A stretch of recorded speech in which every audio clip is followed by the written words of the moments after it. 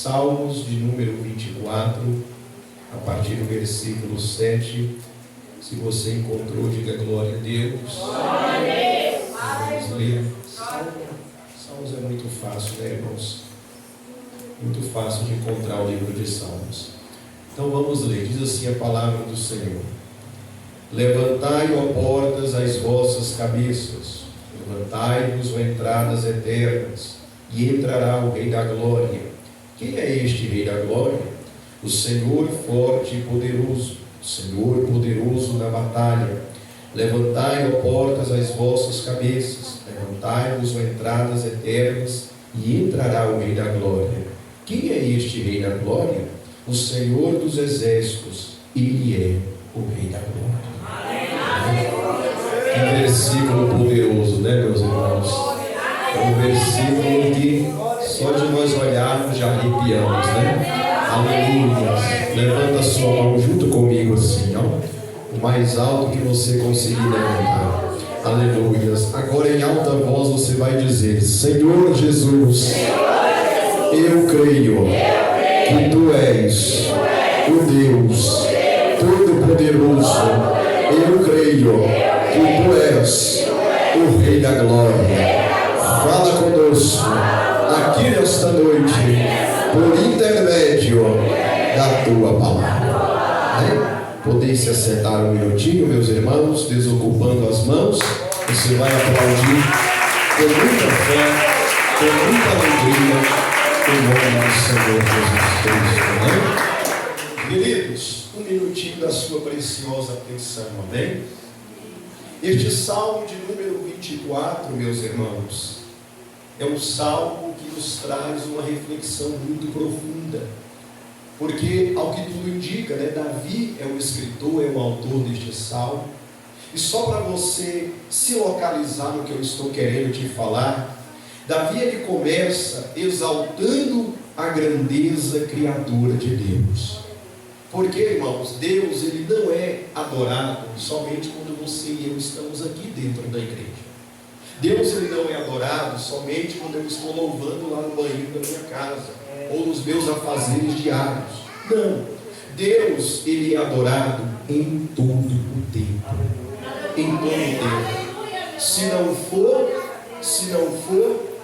pelos seres humanos, se não for pelos seres humanos que Ele criou também para ser seus adoradores, Ele é adorado constantemente pelos seus seres celestiais. Se não for pelos seus seres celestiais, Ele continua sendo adorado pela sua criação. O Salmo 148 revela isso claramente, dizendo que árvores, nuvens, estrelas e até as baleias dos oceanos louvam ao eterno Deus. Então o soprar do vento, né, o balido das árvores, os animais nos campos, tudo, irmãos, ao redor que nós vemos e aquilo que não vemos é para a glória de Deus. Exalta a grandeza de Deus. E Davi, como um grande poeta espiritual, ele sabia, ele entendia esta questão. Por isso ele começa dizendo, queridos, escute bem: do Senhor é a terra. Veja bem que a Bíblia sempre afirma e declara que nada pertence a Satanás. O que pertence a Satanás é o direito que nós damos para ele através do nosso pecado. Mas onde não tem pecado, Satanás não tem o que? Liberdade. Ele só age, ele só nos prejudica porque a gente vive dando carta branca para ele trabalhar. Quando você fecha esta porta, quando você fecha esta brecha, ele não tem o que fazer contra você. Não é verdade? Então Davi deixa claro que do Senhor é toda a terra. Deus criou, Deus pintou, Deus estruturou. É dele, né? E também a sua plenitude, ou seja, tudo que possui sobre a face da terra é do Senhor. E ele continua dizendo ainda, queridos, o mundo, ou seja, o ambiente e aqueles que nele habitam. Ou seja, nós e o restante da natureza criada. Tudo pertence a Deus, tudo passa pelo crivo da presença de Deus. Aleluia. E ele continua dizendo: primeiro ele exalta o poder da criação. Segundo ponto: quem subirá ao monte santo do Senhor, ou quem estará no seu santo lugar? Deus nos criou, amados, não para sermos longínquos, distantes, afastados, não.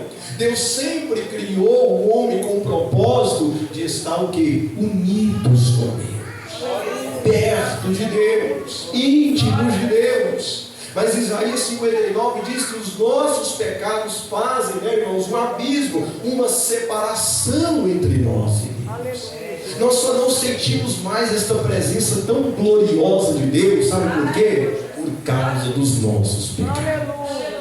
Nós só não percebemos mais que Deus está ao nosso lado o tempo inteiro por causa dos nossos pecados. E por isso, meus amados, mas Davi está fazendo um questionamento aqui com o próprio Deus, né? Quem subirá ao monte do Senhor? Este monte aqui não é uma montanha qualquer, este monte aqui representa a glória, o trono, a presença de Deus, né? Quem subirá na presença e quem estará no seu santo lugar? Aí no versículo 4, ele nos dá a resposta, vai prestando atenção. No versículo 4, ele nos dá a resposta. Primeiro, aquele que tem as mãos limpas. Mãos, numa linguagem bíblica, representam o que? Trabalho.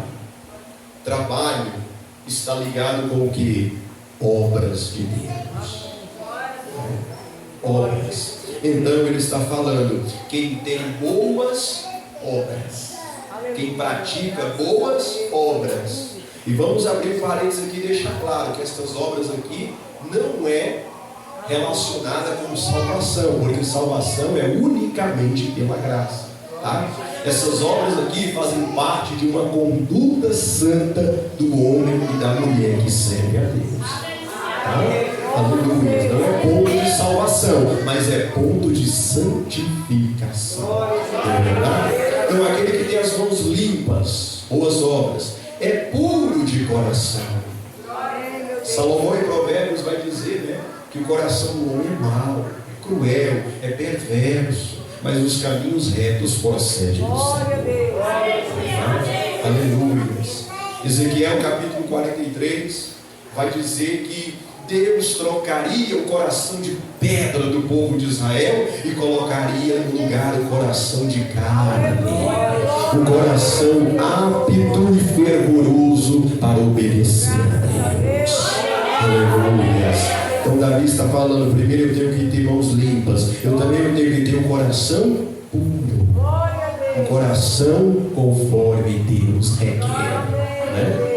E que não entrega a sua alma à vaidade e nem jura enganosamente, ou seja, quem não vive, né, de conceitos humanos e quem não vive aonde? Em enganos e praticando mentiras. Ou seja, resumidamente, Davi está falando que para ver a Deus, estar na presença de Deus, chegar até Deus, é preciso estar num estado de santificação, de pureza, né? Glória a Deus, é preciso ser limpo para estar na presença de Deus. Aí existe uma recompensa, no verso 5 ele declara, queridos, pois este receberá a bênção do Senhor e a justiça do Deus da sua salvação. Olha aí, está vendo que não tem nada a ver com obras? É a justiça de Deus cobrindo a imundícia humana. É o que Paulo declarou: onde abundou o pecado, superabundou a graça de Deus. Aleluia. Amém. Verso 6: pois esta é a geração daqueles que buscam tua face, ó Deus de Jacó. Aleluia. Davi sabe que ele viveu numa geração perversa, como você e eu vivemos hoje em dia também. Davi sabe, ou sabia, melhor dizendo, que ele fez parte de uma geração, irmãos, contaminada pelo pecado, pela ganância, né? pela vaidade, como nós hoje em dia também fazemos parte de uma geração, irmãos, totalmente apodrecida pelo pecado. Essa que é a realidade, né?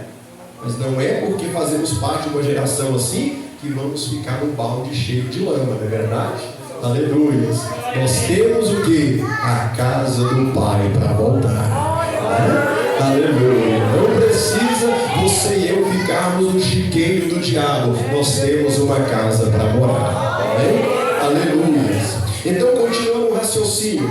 Aí a partir do verso 7 até o 10, eu quero que você compreenda. Do verso 7 até o 10, Davi aqui, irmãos, você vê que ele repete, né? Ele repete as estrofes, ele repete os versos, porque o salmo é o quê? Uma música, é um hino. Então, como uma música, um hino, o cantor vai repetir o estrofe para dar o quê? ênfase na sua mensagem, importância na sua mensagem, né? Emoção, e por aí vai. Então, queridos, do verso 7 até o 10, Davi está mencionando um cenário de muita glória e honrarias. Um cenário que não é visto aqui na face desta terra e que nunca aconteceu com nenhum rei ou nenhum grande imperador do passado. Mas acontecerá, ou aconteceu e acontecerá novamente com o Rei dos Reis, que é o Senhor Jesus Cristo. Porque pensa comigo, quando você pega o livro de Isaías, exatamente no capítulo 53, é um capítulo profundo, melancólico a respeito da missão do Senhor Jesus Cristo.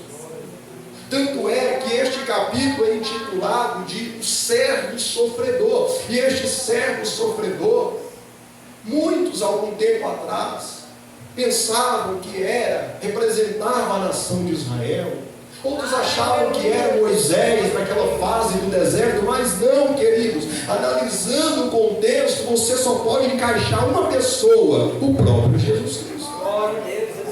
O próprio Jesus Cristo. Então Cristo é o servo sofredor. E Isaías ali nos vai descrever um versículo dizendo que foi do agrado de Deus moê-lo na cruz. Foi do agrado de Deus ver o seu filho sendo transpassado por uma lança. Foi do agrado de Deus ver o seu filho carregar uma cruz pesada, sendo cuspido, xingado e zombado nas ruas de Israel. Foi do agrado de Deus ele ver o seu filho tendo as mãos furadas e os pés cravados por pregos. Foi do agrado de Deus ver o seu filho receber uma coroa de espinhos na fronte. Foi do agrado de Deus ver o seu filho levar bofetadas, ser julgado como o mais vil criminoso daquele tempo. Foi do agrado de Deus ver o seu filho padecer, irmãos, perecer e escoar cada gota de sangue nesta terra imunda pelo nosso pecado. Foi do agrado. Isaías vai dizer, como um cordeiro mudo, aleluias, ele foi até o matadouro para ser tosquiado. Aleluias. Então todo aquele capítulo revela a trajetória do sacrifício que Cristo faria por cada um de nós. Mas deste sacrifício deu uma recompensa universal para Jesus Cristo. Este sacrifício colocou Jesus a um nível que ninguém nunca irá alcançar. Este sacrifício colocou, irmãos, Cristo em um degrau, em um patamar que nenhum ser na face do universo vai conseguir atingir algum dia. É por isso que lá em Mateus capítulo 28, ele vai dizer: a mim foi dado um nome que está acima de todos os nomes. Hoje o nome dele faz o inferno estremecer. Hoje o nome dele faz a enfermidade ser curada. Hoje o nome dele faz as cadeias se abrirem. Hoje o nome dele faz você ser vitorioso na batalha. Hoje o nome dele expulsa demônios. O nome dele quebra as correntes do pecado. O nome dele é a bandeira da nossa vitória. E a igreja pode adorar este nome. A igreja pode exaltar este nome.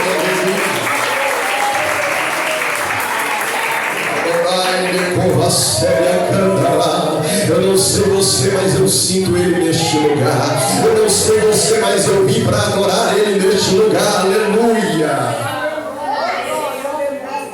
Ele declara isso. Amém?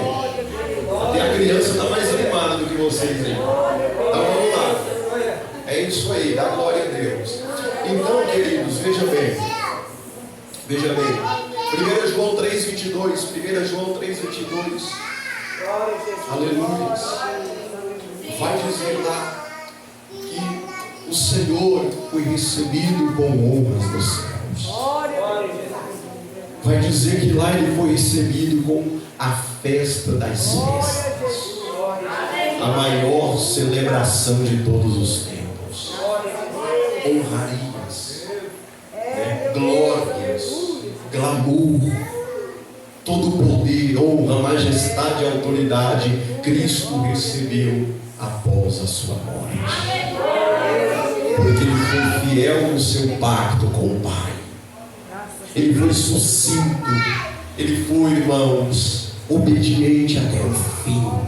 Como Paulo fala em Colossenses 3, né? Ele se esvaziou, ele deixou tudo de lado, ele foi até a morte, e a morte era de cruz, a morte mais perversa naqueles tempos. Ele se humilhou até onde o mais baixo servo pode chegar. Mas quando ele foi recebido no céu, alava sobre ele, lá. Ao terceiro dia ele ressuscita, e ele está no jardim do túmulo, e uma mulher por nome de Maria Madalena vai ali levar óleos aromáticos, especiarias, como é o costume da cultura de Israel, até hoje eles fazem isso.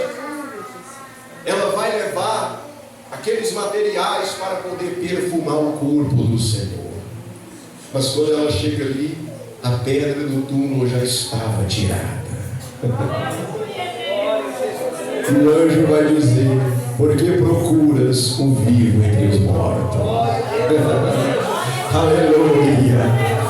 Vai pegando a visão e dando glória aí. Por que procuras aquele que está vivo? Ele não está no meio dos mortos. Mas ele vive. Aleluia. E poucos instantes depois o próprio Jesus se aproxima dela e diz: mulher, a quem buscais? E ela não conheceu, porque agora Cristo está no estado de glória. Aleluia. Né? Ele ainda não tinha subido ao Pai, mas ele está no estado que nós seres humanos não poderíamos nos aproximar dele. Aleluia. A quem buscais? Onde está o meu Senhor? O levaram daqui. Você sabe para onde o levaram? Onde o colocaram? Onde o puseram, né? Onde o puseram? Jesus olha para ela e diz: Maria. E ela reconhece a voz do Senhor. Mas quando ela vem para tocá-lo, para abraçá-lo e para adorá-lo, ele vai dizer: não me toque, não me detenhas, porque ainda não subi para o meu Pai e o vosso Pai, o meu Deus e o vosso Deus. Jesus ainda, irmãos, tinha uma missão a ser completada. E que missão era essa? Esta missão era entregar nas mãos de Pedro a autoridade apostólica para edificar a igreja. Então por isso ele permanece ainda 40 dias na face da terra. Mas passados este trabalho, aí Atos capítulo 1 e capítulo 2 tem um texto clássico que revela que eles nos montes das oliveiras vai vendo Jesus subir até o ar. Aleluia, né?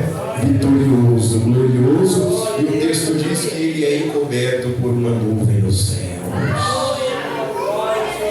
E os anjos, os mesmos anjos que estavam lá na entrada do túmulo, vão estar agora no monte e dizer: varões galileus, porque estão olhando assustados para os céus, com medo, né? Preocupados, angustiados, tristes. O mesmo Senhor que vocês estão vendo subir, da mesma maneira um dia ele descerá. Aleluia. E quando Cristo, irmãos, cruza a atmosfera, cruza o vasto negridão do universo, ele chega aonde? Nas mansões celestiais. Porque 2 Coríntios capítulo 12, Paulo vai nos informar que existem o que? 3 céus. Ah, pastor, já ouvi falar de 7, de 10, de 50. Não, a Bíblia só fala de 3. O céu atmosférico, que é esse que você e eu vemos todos os dias. O céu astral, onde existem luas, sol, estrelas, planetas, galáxias e por aí vai, né? E a morada do Altíssimo, o lugar que nenhum ser humano não pode alcançar. Por enquanto não, mas quando Jesus voltar, estas portas vão se abrir. Aleluia. É neste lugar que ele chega, e quando ele vai entrando lá, o cortejo festivo já está preparado, a cerimônia já está aguardando a ele, meu irmão. Toda a festa já está pronta, os anjos já estão ali ansiosos para tocar as trombetas celestes e anunciar a chegada do Rei da Glória.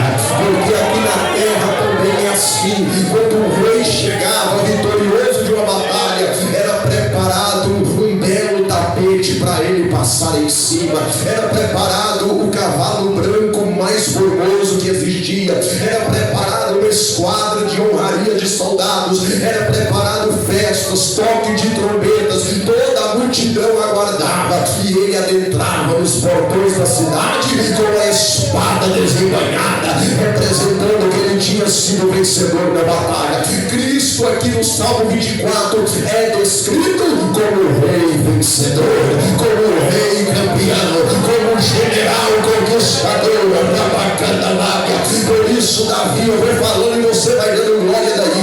Por isso Davi vai relatando: levantai, ó portas, as vossas cabeças, levantai-vos, ó entradas eternas, e entre o rei da glória. Quando Davi está falando isso, irmãos, o céu abre os seus portões, aleluias, o céu abre as suas entradas de glória, e Jesus vem caminhando, Jesus vem marchando, Jesus já vem com a espada desembainhada, aleluia. E alguém vai perguntar: mas quem é este Rei da Glória que eu não sei? Quem é ele que eu não conheço? E o texto vai responder dizendo: o Senhor poderoso da batalha, o Senhor que é forte na batalha, ele é o Rei da Glória. Cadê os adoradores do Rei?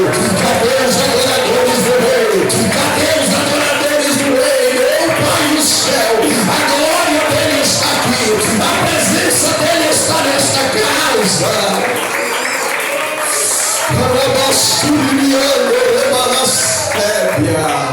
A festa já está preparada, aleluia.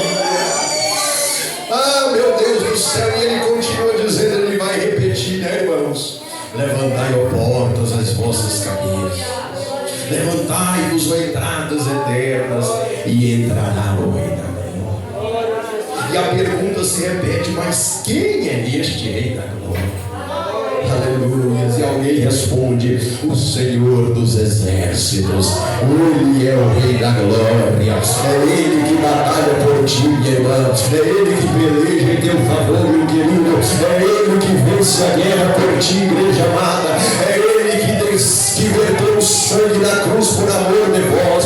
É Ele que enfrentou o inferno inteiro para te dar vitória na cruz. É Ele que venceu a morte, venceu o medo, venceu o pecado, venceu as profundezas, para que você e eu pudéssemos estar aqui agora, glorificando Deus Santo. Ele é o Rei da Glória, é o Deus poderoso da batalha, é o Deus que não perde guerra, é o Deus que não perde causa, é o Deus que não fica envergonhado, é o Deus Todo-Poderoso, é o Senhor e Salvador Jesus Cristo. Aleluias. Você confia no poder dele aí? Você confia? Aleluias. Este poder, irmãos, é insuperável. Não tem ninguém que pode paralisar o mover do Senhor. Aleluia. Ele é o Rei da Glória. E assim como um dia ele foi recebido nas alturas em poder e grande glória, um dia a igreja dele será recebida também.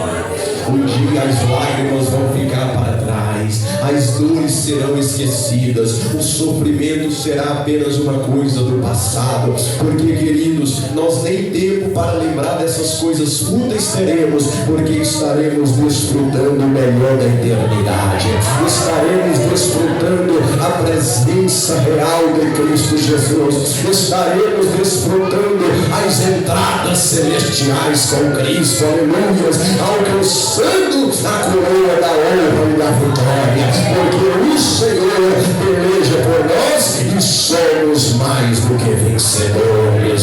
Vamos aplaudir a Ele aí, vamos, com muita fé, com muita alegria.